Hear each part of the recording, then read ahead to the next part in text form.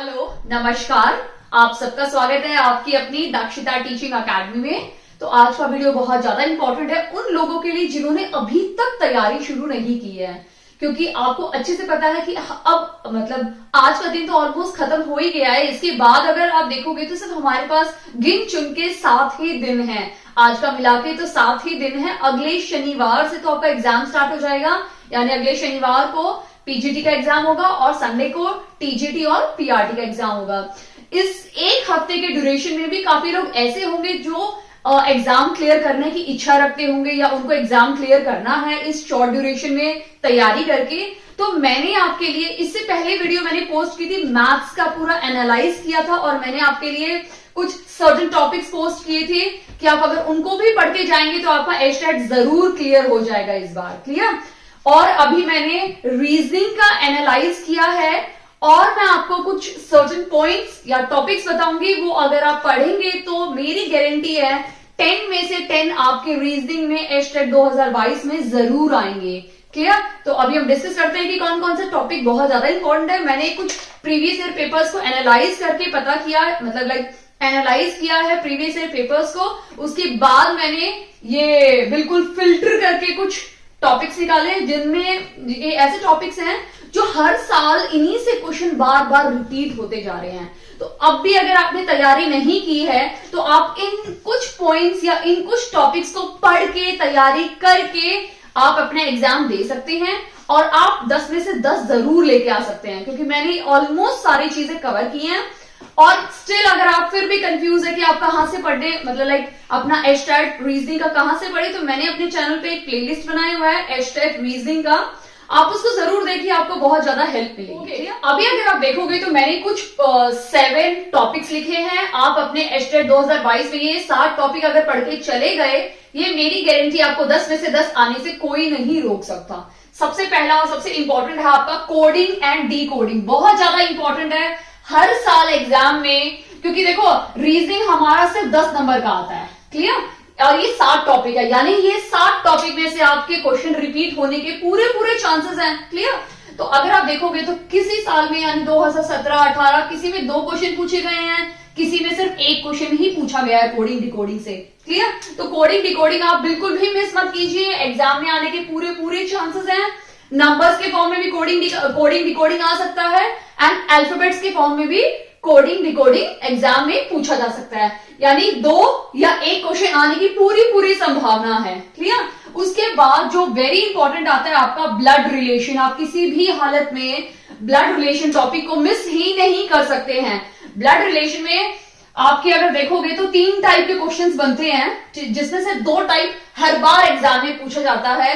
पहला टाइप है A B का फादर है, बी सी की मदर है। इस टाइप के क्वेश्चन तो सबसे ज्यादा पूछे जाते हैं, 80% क्वेश्चन यही पूछे जाते हैं। फिर आपके आते हैं सेकंड पॉइंटिंग वाले, इस तरह से उंगली करने वाले क्वेश्चन, वो भी क्वेश्चन बहुत बार पूछे जाते हैं। तो आप लगा लो 20% क्वेश्चन, अभी तक मैंने जो एनालाइज किया उसमें 20% क्वेश्चन पॉइंटिंग वाले क्वेश्चन में पूछा गया है। और जो थर्ड टाइप जो आपकी एग्जाम्स में पूछा जाता है, वो टाइप अभी तक मैंने इसमें स्टार्ट पे नहीं देखा है, वो है आपका सिंबॉलिक फॉर्म कि ए बी की मदर है तो बी के लिए ये सिंबल यूज किया, ए इसकी सिस्टर है तो हैशटैग वाला सिंबल। तो सिंबल के फॉर्म में हार्डली क्वेश्चंस स्टार्ट में पूछे गए हैं। तो आपको सिर्फ 2 ही चीजें रिवाइज करनी है या अच्छे से प्रैक्टिस करनी है। एक है पॉइंटिंग वाले क्वेश्चन और एक क्वेश्चन है ए बी का फादर है, बी सी की मदर है, डी ए का ग्रैंडफादर है। ये वाले क्वेश्चन आपको सबसे ज्यादा प्रिपेयर करने हैं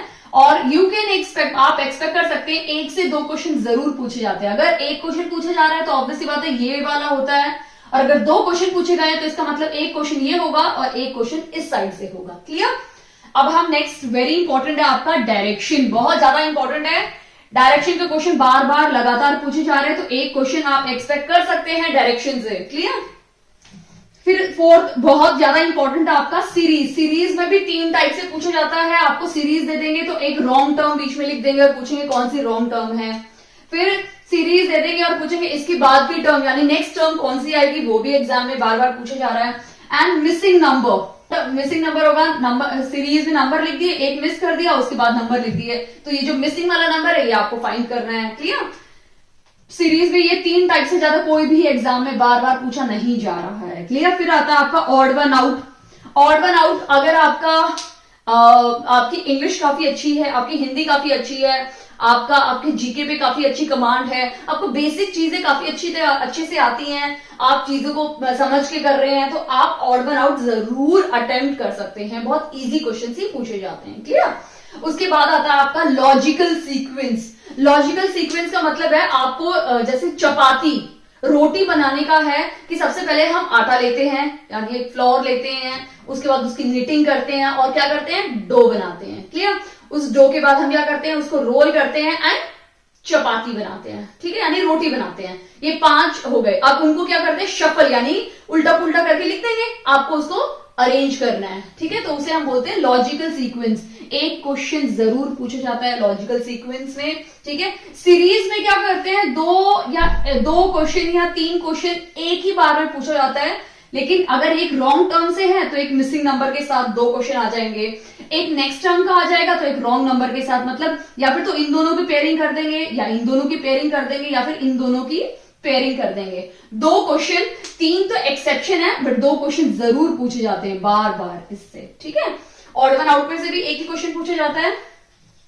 लास्ट आता है आपका लाइन अरेंजमेंट का मतलब ये है कि आपको बोलेंगे कि एक बच्चा है, सपोज राम है, राम लेफ्ट साइड से, इसकी राम की पोजीशन ये है, राइट साइड से राम की पोजीशन ये है, तो राम की क्या या टोटल कितने बच्चे हैं।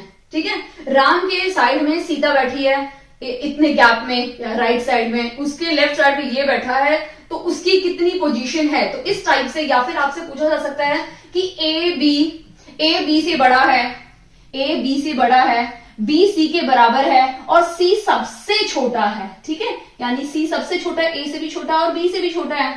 सॉरी यहां तो दोनों इक्वल मैंने बता दिया है, डी से भी छोटा है, डी से भी छोटा है। अब पूछेंगे कि सबसे छोटा पर्सन कौन है इस पूरे ग्रुप में। ठीक है, तो ए आ गया सबसे बड़ा, उसके बाद बोला है बी और सी दोनों बराबर हैं और डी भी इससे बड़ा है, तो ये सीरीज बन गई हमारी। अब बोलेंगे सबसे छोटा कौन है, ऑब्वियसली अगर सबसे छोटा कौन है, बी और सी दोनों हाइट के बराबर है, तो दोनों ही सबसे छोटे हैं। तो इस टाइप का लाइन अरेंजमेंट वाले क्वेश्चन आपके एग्जाम में पूछे जा सकते हैं। क्लियर। आई होप आपको अच्छे से समझ में आ गया है कि आखिरी के 1 हफ्ते में आपको क्या क्या रीजनिंग से पढ़ना है और क्या क्या आपको स्किप करना है। अगर आप इतना पढ़ लेते हैं तो आपके काफी अच्छे नंबर आप स्कोर कर सकते हैं आपके रीजनिंग में। ठीक है। अगर आपको कोई डाउट हो वीडियो में या कोई भी परेशानी हो, या मैम आप इस टॉपिक को एक बार वापस कराइए, इस टॉपिक को एक बार आप वापस रिवाइज करा दीजिए, तो आप प्लीज कमेंट सेक्शन में मुझे कमेंट करके बताइए। मैं पूरी ट्राई और अपना 100% दूंगी आपको समझाने में कि इस टॉपिक को कैसे किया जाता है, किस टाइप के क्वेश्चन पूछे जाते हैं। क्लियर। अगर आपको वीडियो अच्छा लगा हो तो प्लीज इस वीडियो को लाइक कीजिए, चैनल पे नए हैं तो प्लीज चैनल को सब्सक्राइब कीजिए, दक्षिता टीचिंग अकेडमी, एंड अपने फ्रेंड्स के साथ जरूर शेयर कीजिए, क्योंकि एक ही हफ्ता बाकी, क्या पता आपका ऐसा ही कोई दोस्त हो जो 1 हफ्ते में सोच रहा हो और समझ रहा हो कि मैं किस तरह से तैयारी करूं कि मेरा पहले 7 दिन की तैयारी में ही हमारा एस्ट्रैक्ट क्लियर हो जाए। देखो कुछ बच्चों को होता है का तरीका होता है कि चलो 1 हफ्ते में भी मैं कर सकता हूं, तो वो रात दिन मेहनत करके ही कर पाते हैं। क्लियर। तो प्लीज अगर ऐसे कोई आपका दोस्त है जो बहुत नीडी है, उसको चाहिए कि 1 हफ्ते में उसको क्या पढ़े जिससे उसका एस्ट्रैक्ट क्लियर हो जाए, तो प्लीज उस ऐसे फ्रेंड्स के साथ जरूर शेयर करना ये वीडियो। एंड वीडियो देखने के लिए बहुत बहुत धन्यवाद। Thank you.